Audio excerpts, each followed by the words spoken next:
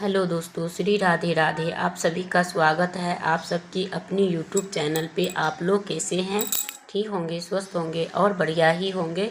तो चलिए दोस्तों, वीडियो बहुत ही मज़ेदार और बहुत ही बढ़िया होने वाली है। तो वीडियो को लास्ट तक देखिए और वीडियो कहीं से भी बढ़िया लगी तो चैनल को सब्सक्राइब करिए, वीडियो को लाइक करिए और ज़्यादा से ज़्यादा लोग तक के शेयर करिए, जिससे कि आपके घर में सुख समृद्धि आए। और हम जानेंगे वो होगा, आप लोग बने रहेंगे और हम ये जानेंगे कि एकादशी जो है वो कब है और कितने तारीख का है। तो ये बहुत ज़्यादा लोग करते हैं। तो चलिए आप लोग बने रहिएगा। तो कामदा एकादशी कब है? 8 या 9 अप्रैल का। तो पूजा विधि और नियम हम जानेंगे, व्रत में क्या खाएंगे क्या नहीं खाएंगे। तो दोस्तों, आपको वीडियो में पूरी लास्ट तक के बनी रहना है और वीडियो को फुल वॉच करके अपना जो उपाय होंगे और इसमें पूरी जानकारी है तो आप लोग ज़रूर से जानिएगा और कौन सा कार्य आपको करना है और कौन सा नहीं करना है। ठीक है, तो आप लोग वीडियो को एंड तक देखिए। और जो मेरे चैनल पर न्यू भाई बहन भूले भटके आ गए हैं तो उनसे यही है कि आप लोग चैनल को सब्सक्राइब कर लीजिए, वीडियो को लाइक कर दीजिए। ठीक है, तो वीडियो में बने रहिएगा और मैं जा रही हूँ आप सभी को जो जानकारी होगा वो आप तक के पहुँचाने। तो आप लोग को जो कामदा एकादशी है वो बहुत सारे शुभ कामनाएं मिलती हैं और करने से, और बहुत सारे करते हैं। 8 या 9 अप्रैल का होगा। सारे संपूर्ण नियम और मुहूर्त सब कुछ जान लेंगे। तो वीडियो को एंड तक देखेंगे और लास्ट तक के जानेंगे और किन बातों को इसमें विशेष रूप से ध्यान देंगे तो अन्य एकादशी से विभिन्न हैं और संपूर्ण जानकारी देंगे। तो आप इस वीडियो के माध्यम से बताएंगे तो आप लोग वीडियो में बने रहिएगा और वीडियो इससे बहुत लाभ मिलता है। एकादशी का पारण कब करना है तो ये सब भी बताएंगे। तो आप लोग वीडियो को थोड़ा सा भी उपयोगी लगे तो आप लोग एक बार लाइक अवश्य कर दीजिएगा। आपका एक लाइक बहुत ही महत्वपूर्ण होता है तो आपको ज़रूर करना चाहिए। और अपने सफलता के लिए तो आपको ये ज़रूर लिखना है और जय ओम श्री हरि विष्णु लिख सकते हैं, जय माता लक्ष्मी लिख सकते हैं। तो आपको जो इच्छा हो, चाहे राधे राधे कुछ भी ज़रूर लिखना चाहिए। तो आपको सत्य जो कुछ होता है वो आपको करना चाहिए। तो वो ऐसा नहीं है कि सारी एकादशी एक ही प्रकार से की जाती है। तो अगर आप ऐसा करते हैं तो आप गलती कर रहे हैं। प्रत्येक एकादशी की पूजा अलग होती है और कारण विधि भी अलग होती है। कुछ न कुछ कार्य अलग करने पड़ती है तो इसलिए उसमें भिन्नता होती है और उनको अलग से ही करना चाहिए। वही गलती है कि जो लोग जाने और अनजाने में कर देते हैं और उनका व्रत संपूर्ण नहीं होता है। तो वो लोग जो पारण करते हैं या सोचते हैं कि हमें व्रत पूरा हो गया, तो वो लोग गलत करते हैं। एकादशी कब है और कैसे है, और एकादशी को एक अनुष्ठान होता है और उनके 3 दिन से नियम होता है और 3 दिन से उनका अनुष्ठान होता है। तो 3 दिन के नियम जो करते हैं उनका एकादशी तब पूर्ण होते हैं। बहुत सारे संजन आते हैं जिनसे कि वो हमें बहुत कुछ पूछते हैं। तो इनसे यही है कि उसके एकादशी करने के बावजूद भी एकादशी का कोई पूर्ण फल प्राप्त नहीं हुआ। जिस उद्देश्य से हमने किया है वो हमें पूरा नहीं हो रहा है। तो साफ बात है कि आप लोग अगर भूखे रह रहे हैं तो नियमों का पालन नहीं कर रहे हैं तो कहाँ से होगा। एकादशी कोई साधारण व्रत नहीं है और वो श्रेष्ठ अमृत तुल्य है और उनके नियम के अनुसार किया जाए तो उसे फल का मिलता है। और जब भूखा ही रहना नहीं प्राप्त है और विधि विधान से ही पूजा करना भी आवश्यक है और उस दिन पूजा करने और भजन कीर्तन जरूर करनी चाहिए और उस दिन श्रद्धा से पालन करनी चाहिए, तभी जाके उनको व्रत सफल होता है। और ऐसा नहीं हो सकता कि विधि पूर्वक उनका पुण्य लाभ ना मिले। तो आपको ये चीज़ें आपको ज़रूर करनी चाहिए और करने के साथ साथ आपको बहुत ज़्यादा सही प्रकार से नियमों को पालन करना चाहिए। तो आपको ये चीज़ें को ज़रूर से फॉलो करना चाहिए। और जो व्यक्ति इनको इग्नोर करते हैं, यानी कैसे भी, जैसे मतलब कैसे लगाना चाहिए, ये सब कैसे भी करके लगा देते हैं, तो बहुत ही पाप लगता है। भगवान के पूजा के जैसे करते हैं और उनमें सारे चीज़ का महिमा बहुत संपूर्ण होता है और पूर्ण होते हैं, तो उनको पूरा लाभ नहीं मिलता है। तो उनको पूरा सफलतापूर्वक करेंगे जब ये पूर्ण होगा। तो ये व्रत कब किया जाएगा और कब करने चाहिए, तो इससे पहले कि आपको पूजा विधि समझेंगे, इससे पहले ही तो इस आपको कामदा एकादशी को आपको करना चाहिए, जो कि आपको जो चीज़ें करना है और उनको ज़रूर से पूजा पाठ करनी चाहिए। और उनके साथ साथ कि कामदा एकादशी का विशेष महत्व बताया गया है, तभी से व्रत को करने का विशेष होता है। इस व्रत को करना कैसे है, तो इनके हमने समझेंगे कि किस तरह से पूजा और विधि को जानेंगे।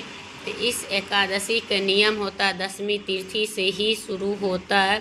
10वीं तिथि को हो कुछ नियम होता है, जैसे मसूर की दाल, चने की दाल, हरी मटरदार सब्जियां, शहद, लहसुन, प्याज, ये सब चीज़ें नहीं खाई जाती है और ये पूरी चीज़ें वर्जित मानी जाती है।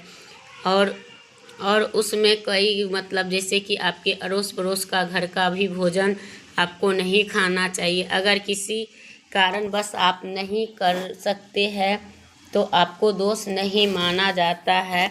जब भी आप 10वीं का भोजन करें तभी आपको सात्विक भोजन ही लेना चाहिए। और अगले दिन आपको सूर्य उदय से पहले उठनी चाहिए और उनके बाद आपको उठने के बाद स्नान करके भगवान को भास्कर यानी सूर्य देव को जल चढ़ाना चाहिए। और उनके बाद आपको आराधना सूर्य देव को ज़रूर करना चाहिए। और उनके बाद आपको अपने जो घर के कुल देवी देवता है उनको पूजा पाठ कर सकते हो। और उनको जब आप अपने पूजन आसन लगा कर बैठेंगे तो आप बात करूँगी कि आप पूजा सामग्री में क्या चाहिए। तो हर हिंदू परिवार में होती है रोली, पान, सुपारी, लौंग, इलायची, ये सब, धूप दीप, हल्दी, ये सब चीज़ें आपको लेना चाहिए। मिश्री भी, चाहे केला का भी कोई भी आपका फल, जो कि श्री हरि विष्णु का प्रिय जो भोग होता है वही, और कनेल का चाहे पीला पुष्प या गेंदा का, ये भी आप चढ़ा सकते। भगवान के आसन के लिए चौकी लगा के तभी करें। और पीला वस्त्र आपको उपलब्ध हो तो आपको वही बिछाना चाहिए। और दीप कलश जरूर रखनी चाहिए। कलश स्थापना का भी विशेष महत्व होता है, जिनको आपको करना चाहिए और बड़े विधि विधान से करना चाहिए। तो उनको जैसे कि कोई सिंपल करता है तो तस्वीर रख के भी कर सकता है, और लेकिन कोई भी पूजा करने से पहले आप भगवान के आवाहन करने के लिए कलश जरूर रखना चाहिए। और कभी भी फूल और जल से डुबो कर और उनको सब पे जल छिड़के और उनसे छिड़कने से आपका पवित्र होता है। और इनका मंत्र भी ओम पवित्र ओम, ये सवाले जाप जो होता है ये सब करना चाहिए। नहीं तो आपको जो ही चीज़ आता है तो वही सब बोलना चाहिए। और चौकी लगाने के बाद आप भगवान के स्थापना करें और उसके बाद पीला वस्त्र बिछाए और उनके बाद आसन प्रदान करें, फूल अर्पित करें और भावपूर्वक उनको पूजन करें। और भगवान इस स्थान पर विराजे। भगवान के इनके तस्वीर या जैसे शालिग्राम जी हो तो उनका भी कर सकते हो, लक्ष्मी नारायण हो तो उनका भी कर सकते हो। और घी के दीपक के लिए आसन रखें, एक पुष्प रखें और उसके ऊपर आप दीप रखें। और धूप तो जलाना ही चाहिए, तो क्योंकि ये नहीं जलाते हैं तो फिर अच्छा ही नहीं होता है। तो कलश अगर ना रखे हो तो कोई चिंता की बात नहीं, आप बिना कलश के भी कर सकते हो। अगर बिना चौकी के भगवान के चौकी को स्थापित नहीं किया जाता है तो वो भी आसन के रूप में पुष्प पे भी वो आसन दे के जाओ, या आप चौकी लगा के भी कर सकते हो। तो यही है आपका मतलब जो भी हो, अमीर हो या गरीब, चाहे कैसे भी हो, उसे करना चाहिए। और जैसे कि कच्चा भी घर हो वो भी कर सकता है, ज़रूरी नहीं कि एक स्थान चुनकर आपको भगवान को फूल अर्पित करना चाहिए और भगवान से हाथ जोड़कर प्रार्थना करना चाहिए। ये आपका स्थान है, आप इस पे विराजमान होइए तो वो ज़रूर आएंगे और करेंगे। और चौकी हो या ना हो मगर वो ज़रूर आएंगे। तो आपको पूजन करने से पहले आपको ये अवश्य करना चाहिए। तो आपको सीधी हाथ में लेकर और मंत्र का उच्चारण करना चाहिए। तो आपको जो ही चीज़ आता हो, ओम भगवते वासुदेवाय, चाहे जो भी, वो करना चाहिए और उनके बाद आपको करना चाहिए। तो चलिए दोस्तों, आपको बताने जा रही हूँ एकादशी तिथि प्रारंभ कब हो रही है। आपको पूजा पाठ के बारे में बता दी हूँ, अब रह जाएगी पारण के तो बाद में बताऊंगी। पहले ये हम जान लेंगे 7 अप्रैल रात को 8 बजे से लेकर प्रारंभ होगी और समाप्त होगी 8 अप्रैल रात 9:11 तक। तो आप लोग को इसी बीच में करना है, यानी कि इसके लिए आपको कब करना है तो वो आप जान जाएंगे कि ये हमें 8 अप्रैल को ही व्रत रखना है, यानी 7 का नहीं 8 का। तो आपको 8 अप्रैल को व्रत रखनी है और उनके बाद जो है आप व्रत रखेंगे।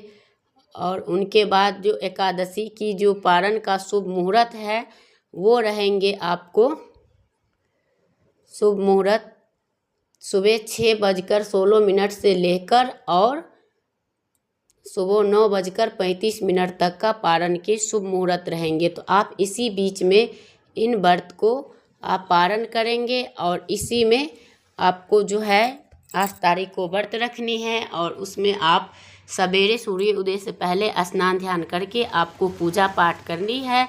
और उसमें आप लोग जानते हैं, जो लोग ज़्यादा फलाहारी करते हैं ज़्यादा फलाहारी ना करें।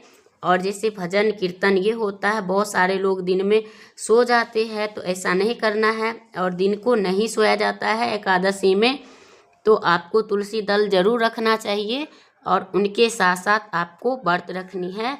तो आपको 8 तारीख का व्रत है और 9 को आपको यानी पारना है, तो आपको उस दिन वही कार्य करनी है। तो अब आपको समझा दी हूँ पूरे तरह से, तो आप लोग समझ चुके होंगे। और उनके बाद उस दिन तुलसी जी का पत्ते नहीं तोड़ा जाता है, आप एकादशी से एक दिन पहले तुड़वा के रखवा लीजिए। और आप 1 पहर 2 पहर और उस दिन मन ही मन भगवान का जाप करते हैं तो और अच्छा होता है। अगर नहीं कर पाते हैं तो आप मोबाइल से भी सुन सकते हैं, लेकिन जब भी आप व्रत रखें तो कथा एकादशी के ज़रूर सुनना चाहिए। और जो प्रसाद होते हैं हमें सभी को बांट देना चाहिए और अपना स्वयं नहीं खाना चाहिए। और वो प्रसाद हम पारना के दिन के लिए रखेंगे, क्योंकि बहुत सारे लोग ये भी होता है कि प्रसाद भी खा लेते हैं। जैसे बेसन का लड्डू होता है तो वो अन्न होता है और वो खा लेते हैं तो उनका व्रत खंडित हो जाता है। तो ऐसा कार्य नहीं करनी चाहिए। और जो दीपक आपने जला रखे हो पूजा करते टाइम, तो वो दीपक 24 घंटा पूरी तरह से जलनी चाहिए। इस हिसाब से आपको दीपक लगानी है। ऐसा नहीं कि आपका दीपक बीच में बंद हो जाए और आपको बार बार जाके चेक करना है।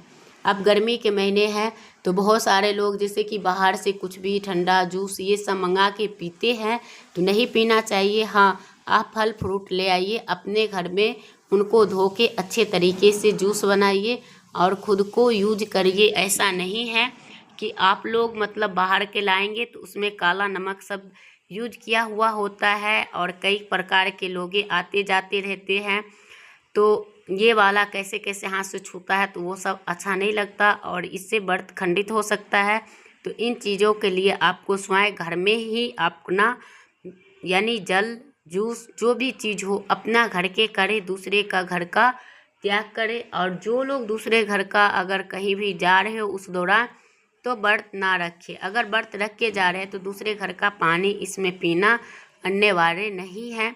और इसमें जो लोग पीते हैं तो उनका व्रत खंडित हो जाता है, चाहे वो 3 दिन के व्रत होते हैं, दशमी और एकादशी द्वादशी। इन तीनों दिन में आपके किसी का घर का अंजल का त्याग करना ही होगा और उसके बाद ही आप साधना में लीन होंगे। जब साधना में लीन होते हैं तभी ईश्वर उनका प्रार्थना स्वीकार करते हैं। तो आप लोग ज़रूर से करिएगा। और जो मेरे न्यू भाई बहन जुड़े हो तो लाइक ज़रूर कर दीजिएगा। तो वीडियो को करूँगी यही बैंड, फिर मिलते हैं एक नया वीडियो के साथ, तब तक के लिए श्री